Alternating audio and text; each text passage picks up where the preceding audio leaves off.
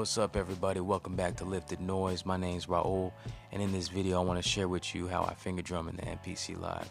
Basically, I'm going to go over how I set up 16 pads, and then some finger placement and some very basic finger drumming techniques for those of you who may be beginners. So let's go ahead and check it out. Alright, so what a finger drumming set consists of for me is 2 to 3 different types of samples. And number one is one shots, and then two would be either sample chops or loops. I have these color coded right here, and I have 3 different colors. So my red color represents my drum samples, my yellow represent sample chops, loops, and the blue represent bass lines, which are also loops. Since I've started finger drumming, I've really just been using loops more than chopping samples in order to build my skills up with finger drumming. So number one, when creating a beat, I would always start with a sample. On the yellow pads, my main sample would go right here on this pad here, which would be pad number 9.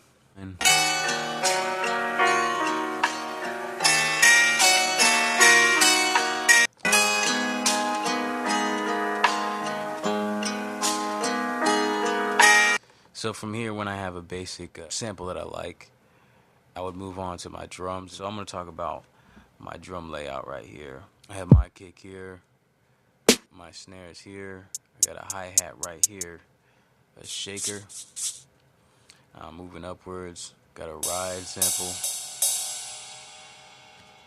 Right here I have like a reversed crash.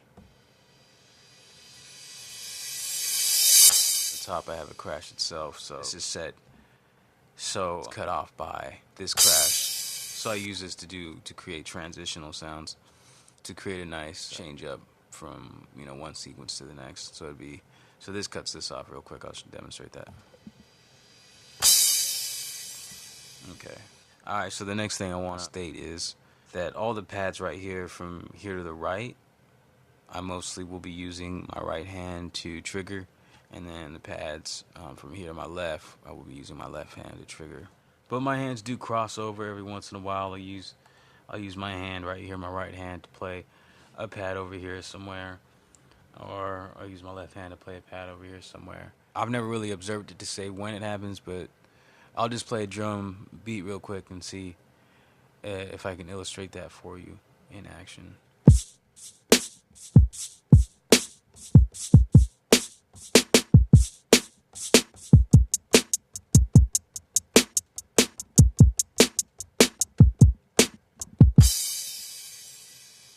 So you notice my right finger really just crossed over one time there to hit the snare. So I was doing something like this. So kind of to create like a little snare roll, and that's pretty basic. So notice where my finger placement is at. I'm using I think I'm using my middle finger here for my kick, then using my pointing finger on my snare.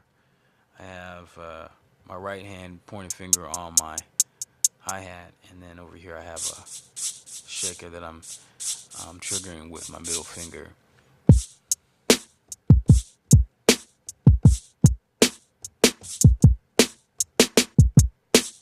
Moving on to triggering some other samples along with this beat, because when I start off, I'll be building around my sample. I usually start with a sample, loop or chop or whatever. So in order to trigger this up here, my middle finger is going to move up to here to trigger this sample, so that I can trigger it simultaneously as I hit the kick. And so my kick, I'm actually going to move over to my thumb and trigger it with that, so I can trigger both sounds this way. So that's going to look like this. See, it moves back.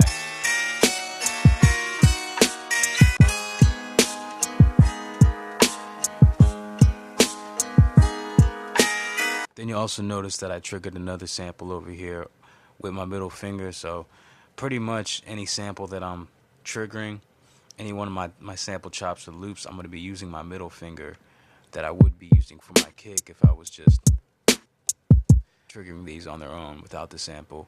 Since this is a loop, I'll trigger anything up here, and then once it's triggered, I can just come back to using my middle finger on my kick.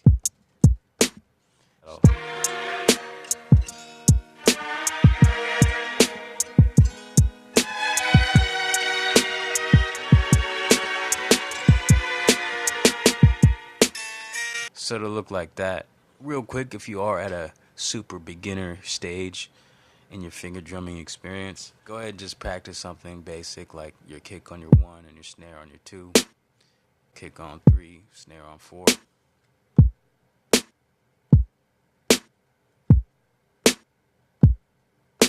And then go ahead and add your sample in there and just do the same thing.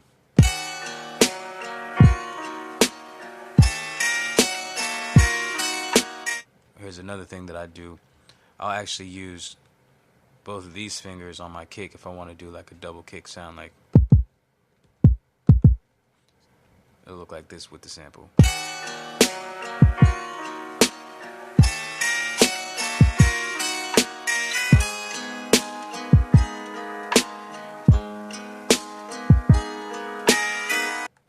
Alright, so if you got that down, you want to start adding in your hi-hat.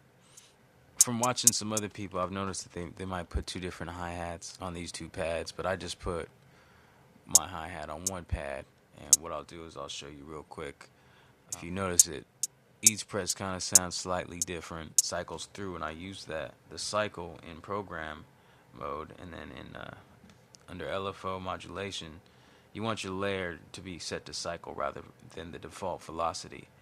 And when it's set to cycle, you can make use of your pad layers, and right here you can see I have 2 layers, and it's both the same sample, but I make a little bit of changes right here. So one layer is pitched a little bit lower, the fine tuning is set, and then I also turn the volume down significantly on one relative to the other, so you get a slight variation and get more of a natural sound. So adding in your hi-hat to your basic beat right here, so I could just do something like this. Just practice this if you're in your beginning stages. And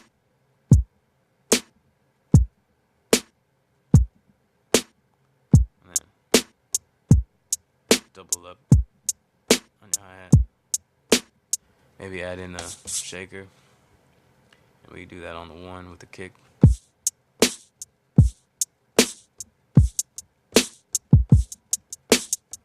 Alright, so moving on to some other stuff with my right hand, playing some more of these drum samples. Again, I'm going to be using my middle finger on a lot of this stuff. Right here, I got a crash, and I'm going to use my middle finger to hit on the 1 along with the kick, like that.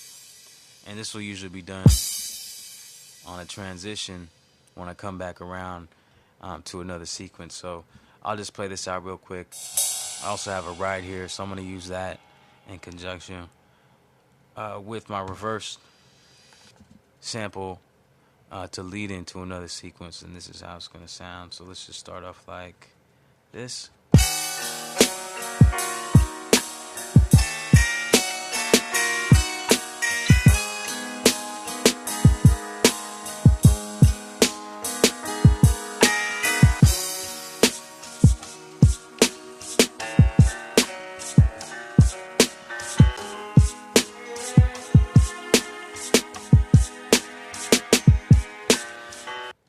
So I have one more little bit of percussion in here on this pad, and I usually save this pad for percussive loops. In a lot of cases I'll use a drum break and put a high pass filter on it.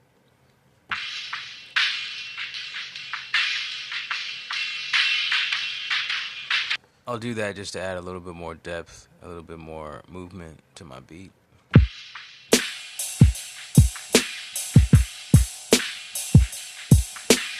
And so I think the last thing that I want to talk about is I found that finger drumming really is the best way, for me, and the most interesting way, coming up with arrangements for my beats so that my beats don't sound so repetitive. It just feels more like an instrument when you're finger drumming.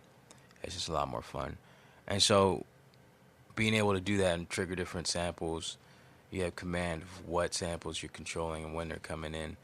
This is a great way to come up with arrangements. And I'm not going to go too much into this.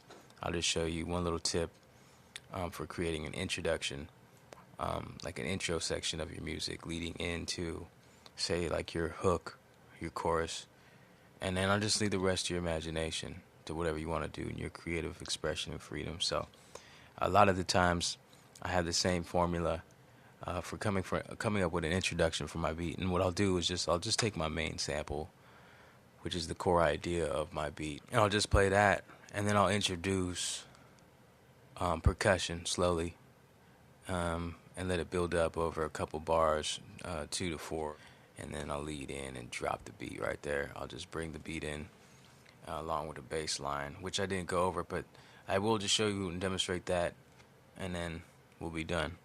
So we'll start like this.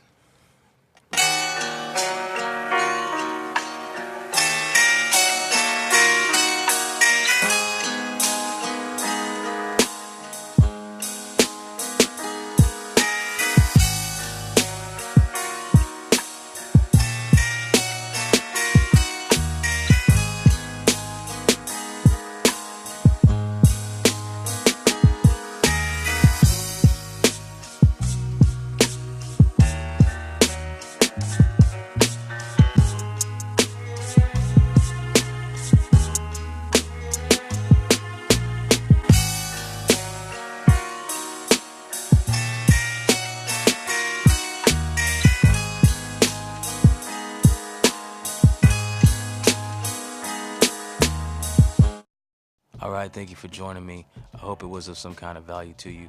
As usual, go ahead, like, comment, and subscribe. Dislike if you didn't like it. Hit the bell notification if you want to be notified every time I upload a video.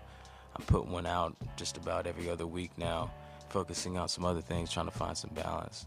But thanks again, everyone, for engaging and subscribing. Until next time, God bless y'all. Peace.